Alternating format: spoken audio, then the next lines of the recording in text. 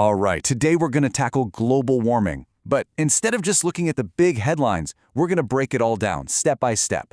We'll trace the entire chain of events, from the very beginning all the way to the consequences. So let's dive right in. First things first, what does global warming even mean? Well, the name itself actually tells you everything you need to know. Global is just another way of saying the Earth, and warming obviously means heat.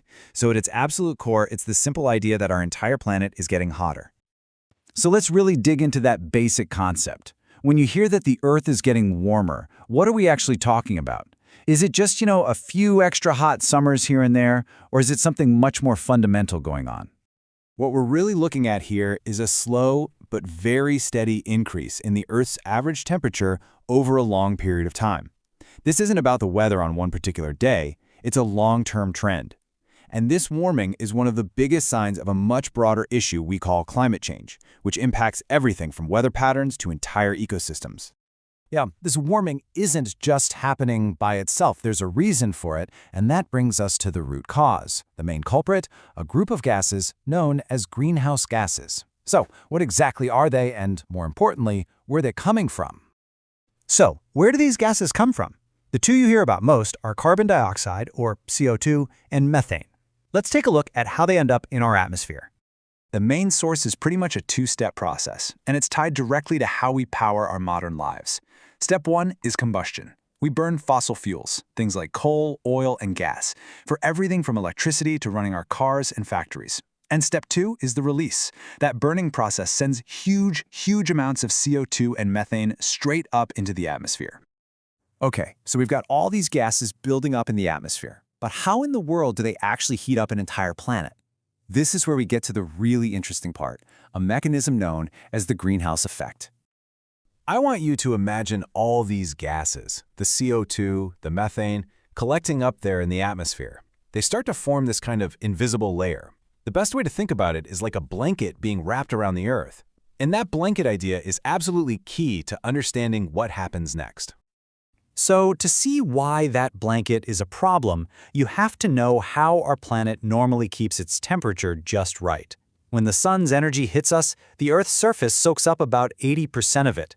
The other 20% is supposed to be reflected away, bouncing right back out into space. That's our planet's natural cooling system. But here's the catch. That blanket of greenhouse gases gets in the way. It stops that 20% of reflected heat from making its escape. So instead of going out into space, that heat gets trapped and bounced right back down to Earth, warming us up even more. It works just like a greenhouse, or even your car on a hot day. All that heat gets in, but it can't get out.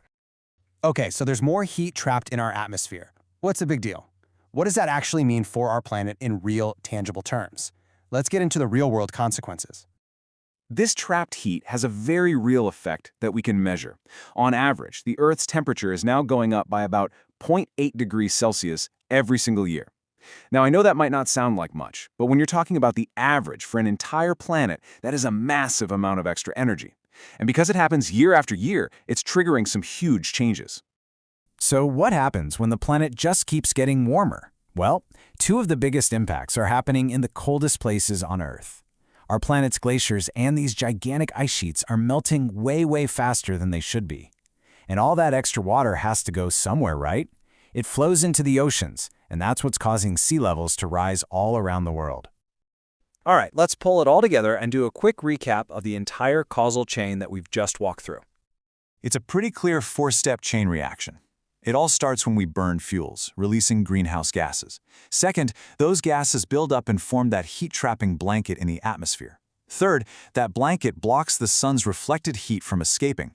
And finally, that trapped heat raises the planet's temperature, which in turn melts glaciers and makes our sea levels rise. And this whole chain of events brings us to a final, really critical question to think about. We've seen how this process leads directly to rising sea levels. So if this trend keeps going, what does the future look like for the hundreds of millions of people who call our coastal cities home? Thanks for joining me for this explainer.